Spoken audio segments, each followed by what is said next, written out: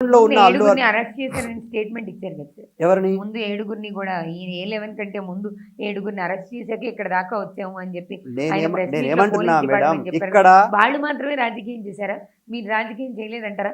మీ నాయకుడు కేటీఆర్ గారు మాట్లాడుతూ ఆయన ఒక సభలో అల్లు అర్జున్ గారు ముఖ్యమంత్రి పేరు మర్చిపోయాడన్న ఒక్క కారణాన్ని చూపించి అరెస్ట్ చేయించారు అని చెప్తున్నారు. అది ఎంతవరకు సమంజసం అంటారు? అంటే అది యాదృచ్ఛికంగా జరిగిందా? ఒక సక్సెస్ మీట్ లో పెట్టినటువంటి ఒక ప్రోగ్రామ్ లో అల్లు అర్జున్ గారు ఒక 10 సెకండ్స్ ముఖ్యమంత్రి గారి పేరు తీయడానికి ముందు క్వార్టర్ దాగి మళ్ళీ పేరు చెప్పడం జరిగింది. ఆ సంఘటన చూసిన తర్వాత ఎవరికైనా అరే సడన్గా కొత్తగానే ముఖ్యమంత్రి అయ్యాడు, 1 year అవుతుంది, రేవంత్ రెడ్డి గారా కేసీఆర్ అనేటువంటి తడబాటులో రేవంత్ రెడ్డి గారి పేరు గుర్తుకు రాలేదేమో అని అనుకోవచ్చు. కానీ ముఖ్యమంత్రి గారి పేరే మర్చిపోతాడా అని చెప్పేసి చాలామంది, ఇంకోటి కాంగ్రెస్ పార్టీ నాయకులు చాలామంది, నిజామాబాద్ అర్బన్ ఎమ్మెల్యే భూపాల్ రెడ్డి గారు సినిమా ఇండస్ట్రీ ఉంటే ఉండండి, వెళ్ళిపోతే వెళ్ళిపోండి, మీరు ఏమనుకుంటున్నారు ఖబర్దార్ అని బెదిరించే ప్రయత్నం చేస్తే తెలంగాణ రాష్ట్రం 10 సంవత్సరాల వచ్చింది. కేసీఆర్ గారి నాయకత్వంలో 10 సంవత్సరాల్లో ఇక్కడ ఒక్క సినిమా ఇండస్ట్రీ నాయకులపైన కానీ, హీరోలపైన కానీ, హీరోయిన్లపైన కానీ ఇలాంటి సంఘటనలు జరగలేదు. నేనేమంటా ఉన్నానంటే సినిమా ఇండస్ట్రీ వల్ల హైదరాబాద్ కూడా ఎంతో కొంత ఒక పేరు కానీ ప్రతిష్ట కానీ వస్తూ ఉంది. ఇక్కడ చాలా ప్రపంచ స్థాయి స్టూడియోలు ఉన్నాయి. రామానాయుడు స్టూడియో కావచ్చు, రామోజీ ఫిలిం స్టూడియో కావచ్చు, అన్నపూర్ణ కావచ్చు.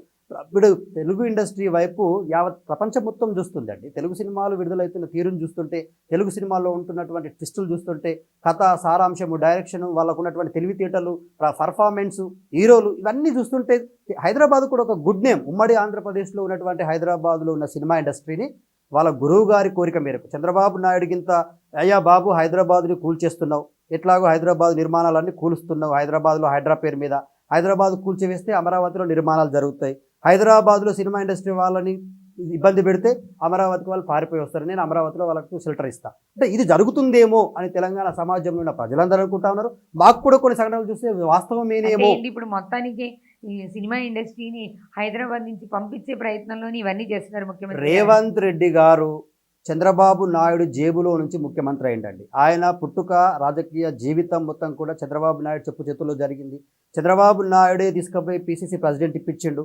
చంద్రబాబు నాయుడు తీసుకుపోయి ఈ రాష్ట్రానికి ముఖ్యమంత్రి చేశాడు. నాయకులు కూడా ముందు ఆ పార్టీ నుంచి టీడీపీ. ఇప్పుడు మా నాయకుడు పార్టీ నుంచి వేరైనా మా నాయకుడు ప్రాంతం కోసం కొట్లాడిండు, వాదం కోసం కొట్లాడిండు, ఆ వాదం నిలబెట్టడం కోసం, తెలంగాణ రాష్ట్రం సాధించడం కోసం ప్రాణాలకు సైతం తెగించిండు, ఉద్యమం చేసిండు, జైలుకు పోయిండు, అరెస్టులు అయ్యిండు, 36 పార్టీల నాయకులను కలిసిండు, దేశంలో ఉన్నటువంటి ప్రతి పార్టీ నాయకుని గడప దొక్కిండు, వాళ్ళని ఒప్పించిండు, తెలంగాణ రాష్ట్రాన్ని తీసుకొచ్చిండు.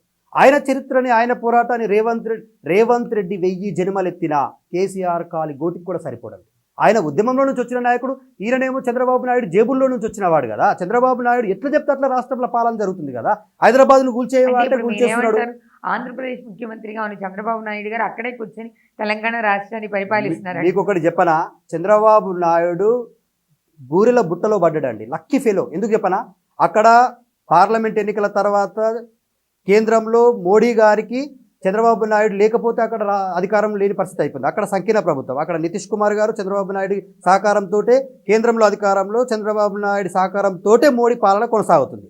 ఇక్కడ ఆంధ్రప్రదేశ్ రాష్ట్రం అదృష్టవశాత్తు బంపర్ మెజార్టీతోనే ఆంధ్రప్రదేశ్లో అధికారాన్ని చేపట్టుకున్నాడు. పవన్ కళ్యాణ్ పుణ్యమా లేకపోతే మిగతా పార్టీలన్నీ కలుపుకొని పోయిందా, ఏది జరిగినా కూడా అక్కడ రాష్ట్రంలో అధికారం వచ్చింది.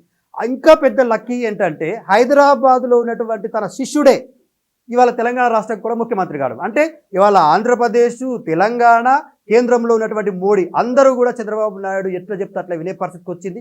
ఇక మా దురదృష్టం అదృష్టం తెలియదు కానీ తెలంగాణ ప్రజలు ఎంత ఇబ్బంది పడుతున్నారంటే, కార్పొరేట్ విద్యా వ్యవస్థని బలోపేతం చేయడం కోసం, నారాయణ శ్రీ చైతన్య విద్యా వ్యవస్థలను బలంగా అందులో అడ్మిషన్లు కొనసాగడం కోసం, వాళ్ళని ఆర్థికంగా బలపరచడం కోసం ఇవాళ గురుకులాల్లో విద్యార్థులకు 3 పూటల భోజనం పెట్టకుండా ఇబ్బంది పెడుతున్నారు. పిల్లలు పిట్టల్లా చచ్చిపోతున్నారు, ఫుడ్ పాయిజన్ అవుతుంది.